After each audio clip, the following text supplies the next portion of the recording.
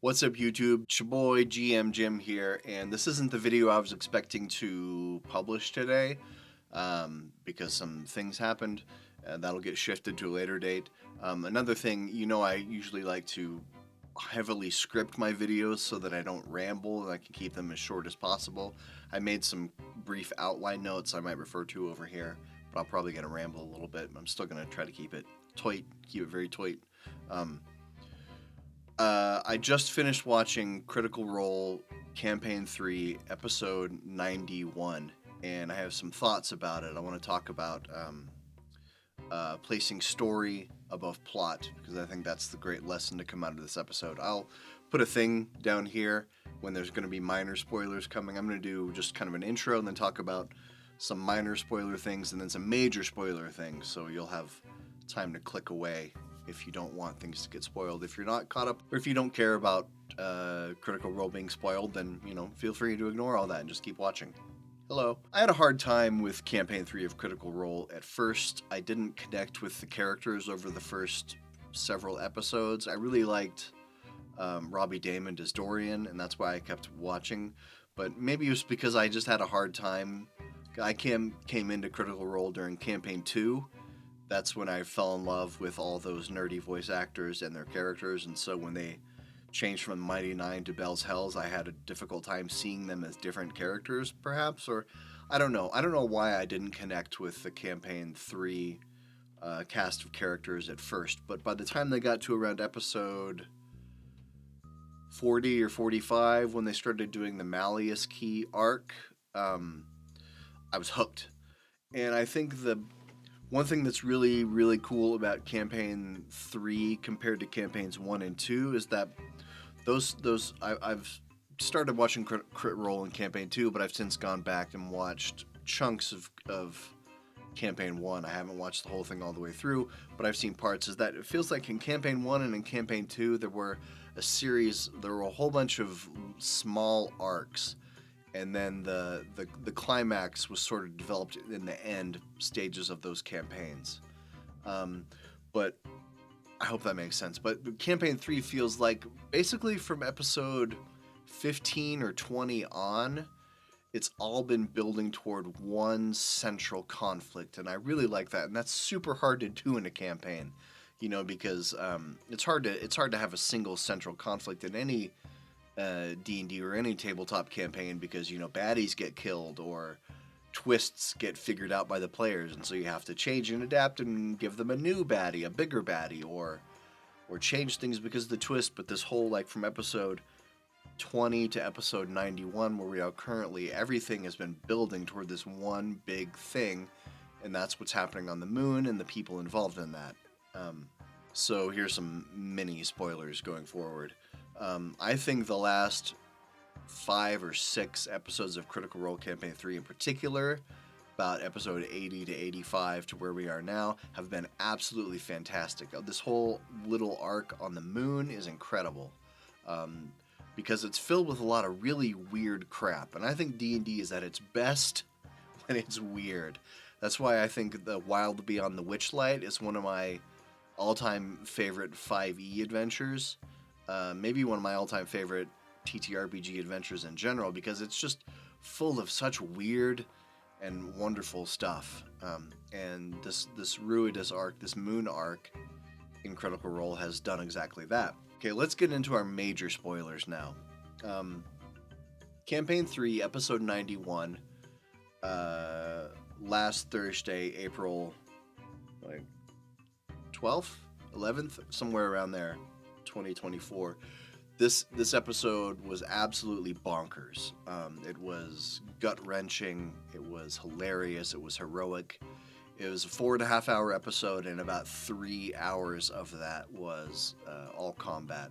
You could tell it was going to be an intense combat because they took the break about an hour into the episode, and then the last 3 hours was this big epic battle between Bell's Hells and Odohan Thule,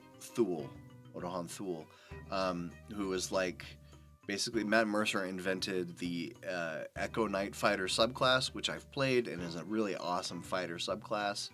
It's kind of overpowered compared to other fighter subclasses especially, but it's really awesome, very fun to play because you get a copy of yourself and you can really strategize in gridded combat with that copy. Anyway, that's a topic for a different video. But last time they fought somewhere around episode 30 or 40, somewhere in there, Odo Han'Thul killed Laudna in that battle because even just the 7 of them, just against her, she was way overpowered. It seemed like around then she was probably like a CR 10 or 12 creature. And she killed Laudna, and they basically, I think they had to run or they got saved. I don't know, something happened. They didn't finish the fight. They definitely didn't kill Odo Han'Thul, but they had to go on this mini arc into the Shadow Realm, I think. I don't remember exactly. I'm just kind of talking out of my ass here. They had to go on this mini arc to save Laudna, and it was a big deal. And Odo Han'Thul has been not the big bad, but like definitely one of the big bad's generals and a very imposing figure. Like they had a brief encounter with her about 5 episodes ago on the moon, and that ended with FCG casting Banishment on himself, which I've never seen anyone do before, and it was a pretty smart move on Sam Riegel's part. And that's how they essentially got out of the fight, was banishing themselves away for a minute so then they could come back and run away. But this time they're all level 13, and they went on a big thing, a moon mission, and now they're running away after completing this mission. And Odo Han'Thul was chasing them, caught up with them in the caves, and they took her on, and they felt very cocky about it because, you know, they were like level 5 when that first encounter happened, and now they're all level 13. But obviously Odo Han'Thul leveled up in the meantime, and it seemed like, I don't know exactly how Matt Mercer built her, but it seemed like he was just giving her fighter level. She seemed like a 20th level fighter because she had 4 attacks, she had 2 action surges, so that's basically sounds like a 20th level fighter.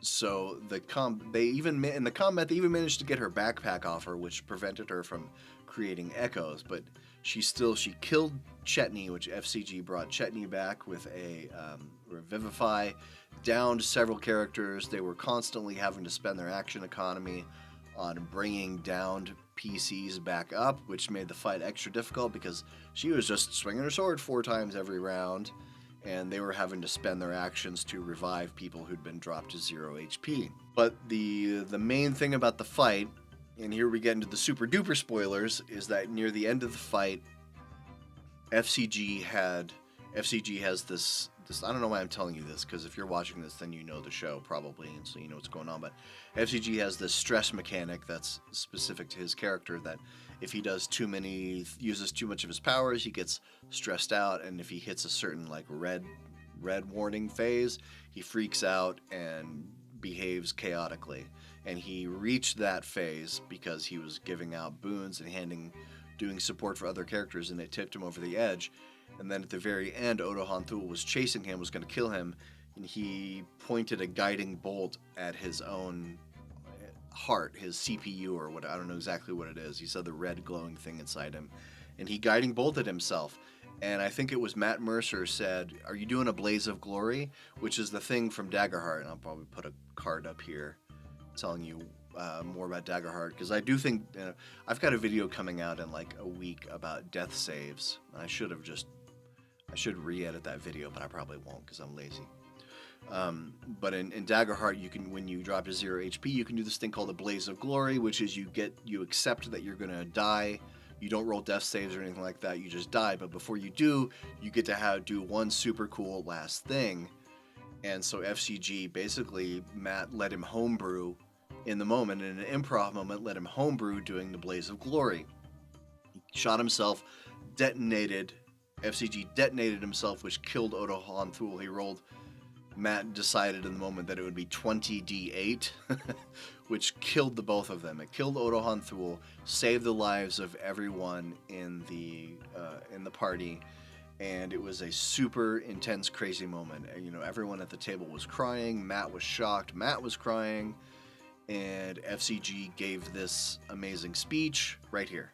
And it is so intense that for the first time, I realized that I am made of metal and wires, but I am I am alive. I am alive for the first time. And I am alive not because I was made by Dee or Dancer or even the Changebringer. I'm alive because they made me alive. And it's the connections that I made with all of them. And it's a feeling of joy. And I'm happy to do this because they saved my life. And I'll save theirs. Okay. So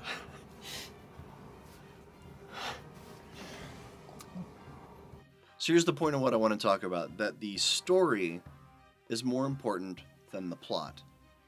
The plot is the thing that happens, the things that happen. The plot is the individual glory of the characters. The plot is the decisions we make.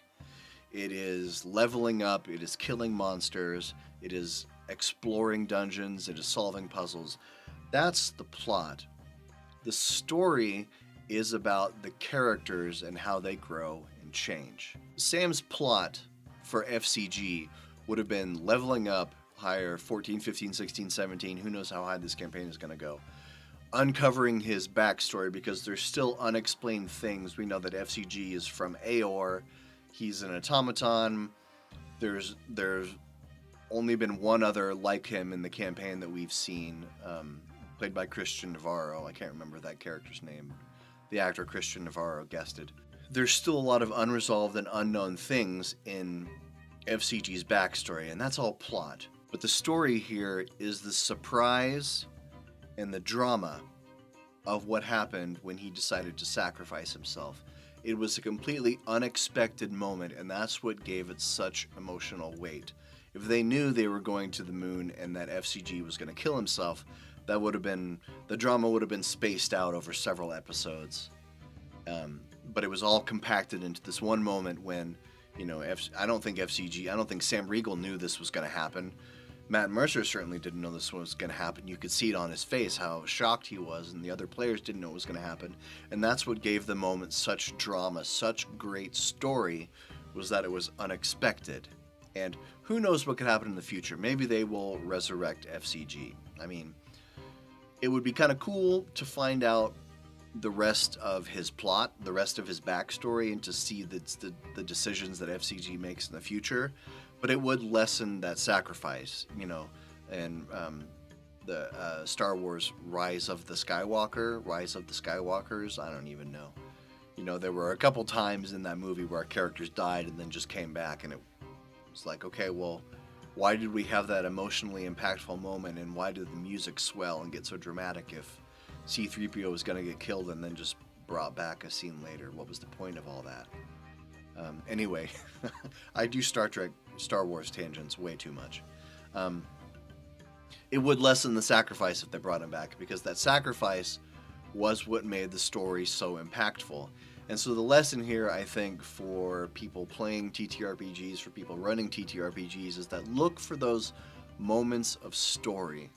Look for those moments where you can make emotional changes at the table by, you don't always have to off your character. That's a great thing to do in a one-shot, but it's definitely not as emotionally impactful to kill off a character in a one-shot, because, you know, everybody at the table's only known that character for 2 or 3 hours at that point. But if you can make a big swing, if you can make a big emotional moment, that catharsis, that big change, especially if it's unexpected, those are the moments that you're going to remember at your table. Those are the moments that the players will be talking about 2, 5, 10 years later.